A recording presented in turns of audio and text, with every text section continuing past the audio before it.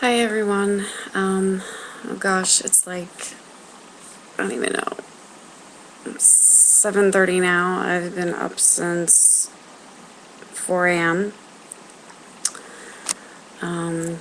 It's been a while since my last update.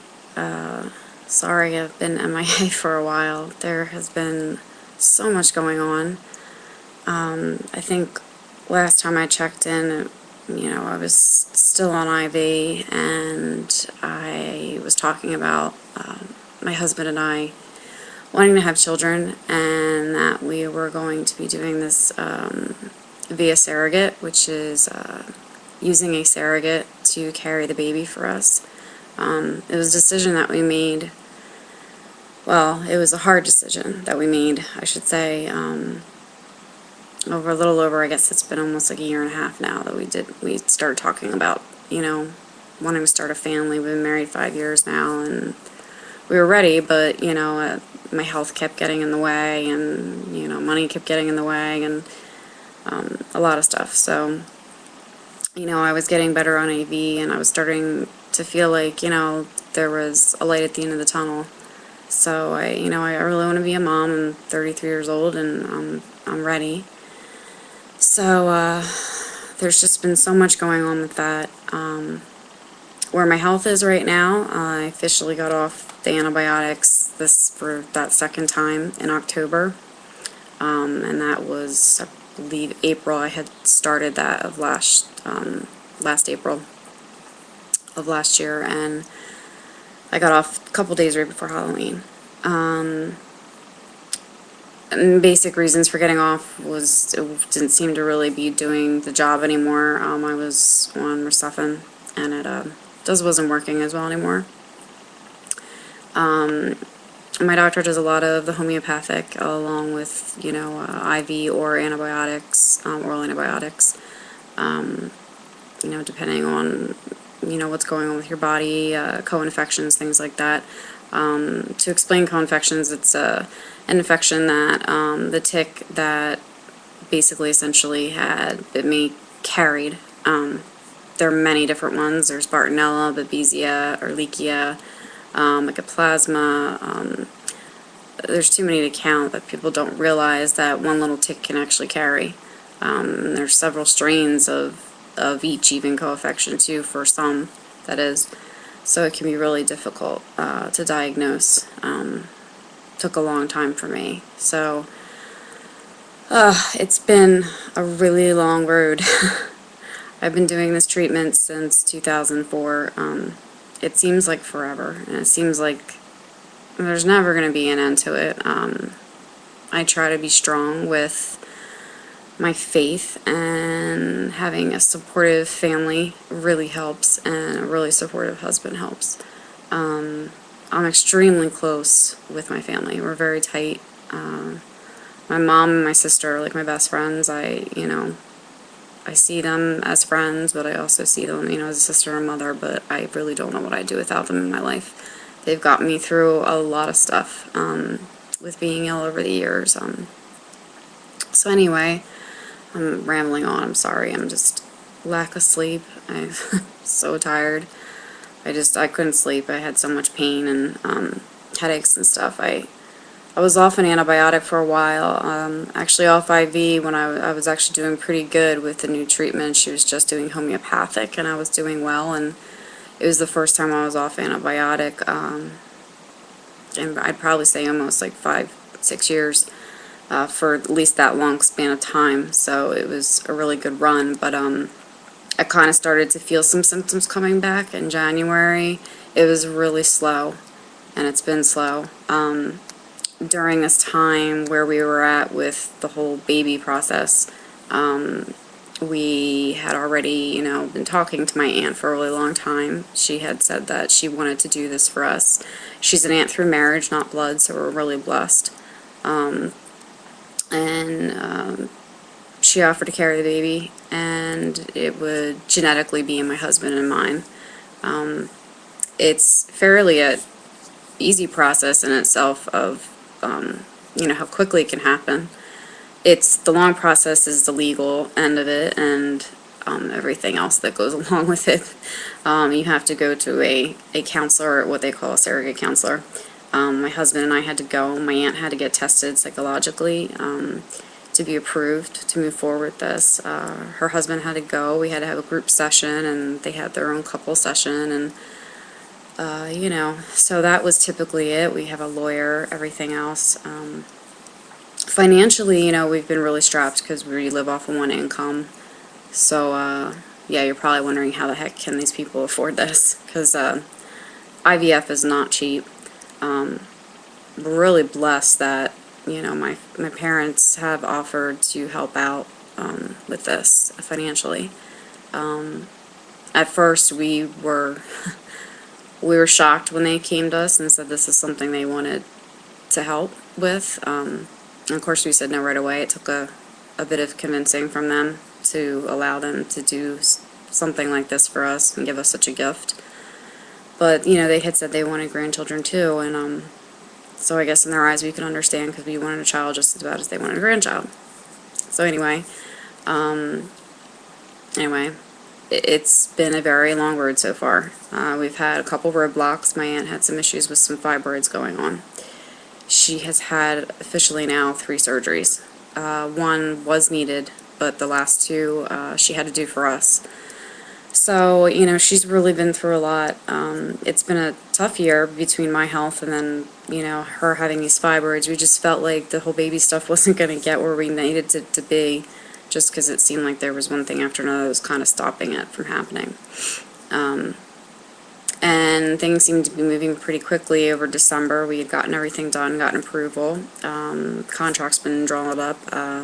We're not officially signed it yet, but we're in the process. And, you know, she had to get this 3rd surgery done. And I got a call from her today, and she went to the doctor's appointment. I did not go because I was not feeling well. And she said everything looked great, and the doctor said, you know, we can get started.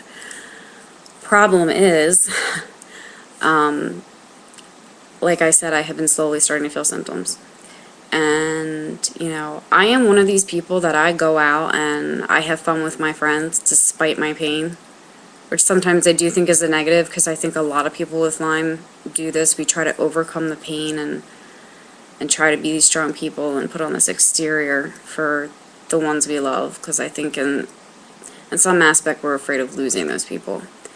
And I definitely tend to be one of those people. I will admit I'm not proud of it, but I do. I put on a front, I think, a lot of the time. And there are times that I force myself to go out and I do things that I shouldn't have been doing and wearing my body out and my immune system, and I do it anyways. And it's probably essentially the worst thing I could do for my treatment. And I'm trying to really deal with that and kick back on activities and say, no, I can't do this, and, you know, I've got to rest. And it's hard to explain it to people what you go through when you're herxing from the Lyme itself and from treatment. Anyway, basically where it was at was I was starting to slip a little bit backwards. I even had some new symptoms that were kind of freaking me out a little bit. So I had my appointment on Tuesday, and I told my doctor, and essentially there's several infections that come back and some viruses. You know, it's getting sores on my scalp, painful sores. You know, my mouth sores were starting to come back again. Extreme tiredness again. I started napping again, like sometimes up to 4 or 5 hours a day. I felt like I'd never got enough sleep, even when I was sleeping like 7, 8 hours at night. I just never had enough sleep. Insomnia's kind of been back again too. Overall pain just started to creep back, and I started getting my vertigo back, which I haven't had in probably a little over like maybe 2 years. It had been pretty stable. I've been going to physical therapy, so that's really been helping. I cannot say good enough stuff about that, but I'm lucky I have a great physical therapist who's really understanding to my pain level and what I can handle. So I've been seeing her, and I'm definitely getting stronger. But any aspect of symptoms, it was pretty scared. You know, I went out for my sister's birthday this weekend, and the vertigo started up pretty bad when we went out to a restaurant. I remember looking across at one of my friends, and and just thinking, oh my gosh, it's happening all over again. You know, I was getting these dizzy spells while we were out, I was feeling the pain, and I had drove that night, which probably wasn't the best idea. But as usual, I overdo it and do too much. And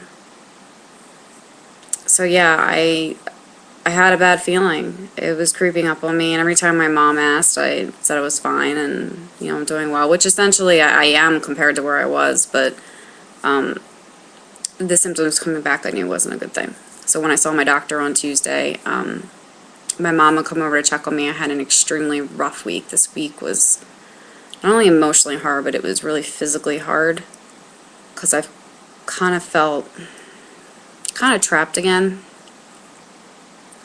in that Lyme world. When you start to get those symptoms back, and you start to feel like you might lose out on that life, that freedom. And I was feeling that freedom for several months and feeling like a person again. And I kind of, you know, I've been starting to feel really sick again. And some aspects with pain. Pain is definitely my big issue with my Lyme. It's a huge issue. So, you know, that I need to get under control. And my doctor's really big on detoxing, and I try to eat as well as I am. I'm on a gluten-free diet. You know, I avoid the sugar and everything like that. I'm not going to lie, I cheat every now and then, but I really try my best to, you know, stay strict with it. So when all this started happening, you know, I try to be a positive person. I really am. I try to keep a good head on my shoulders. But, you know, when you're getting this pain and it's so debilitating, you know, when I went out on Saturday, you know, it wasn't too bad. I was having symptoms, and Sunday I woke up and I was in bed all day Sunday, all day Monday. My mom came over on Tuesday just to see if I was going to have to cancel my appointment. It's like an hour and 20 drive to my doctor, and I just didn't think I could, you know, go. I mean, I put my feet on the floor, and I barely made it to my bathroom, which is only, like, literally maybe 8 to 10 feet from our bedroom. And I just fell apart, because I just felt all that overwhelming pain and weakness again, and feeling that debilitating feeling.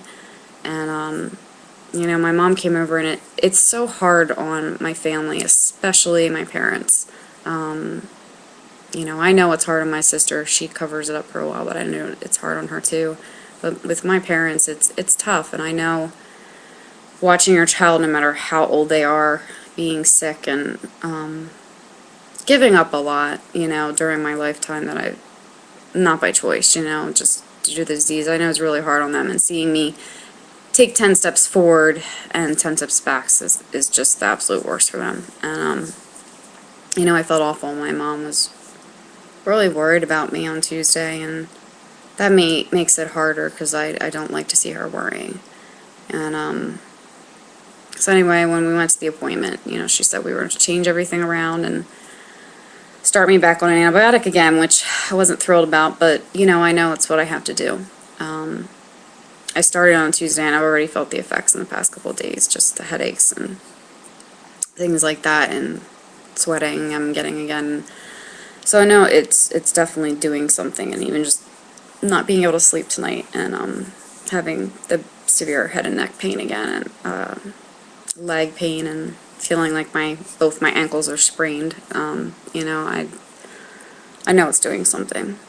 So it's a good thing, but you know, when I spoke to my doctor the other day, she doesn't feel that the hormone treatments I would have to get right now to do the IVF is such a hot idea.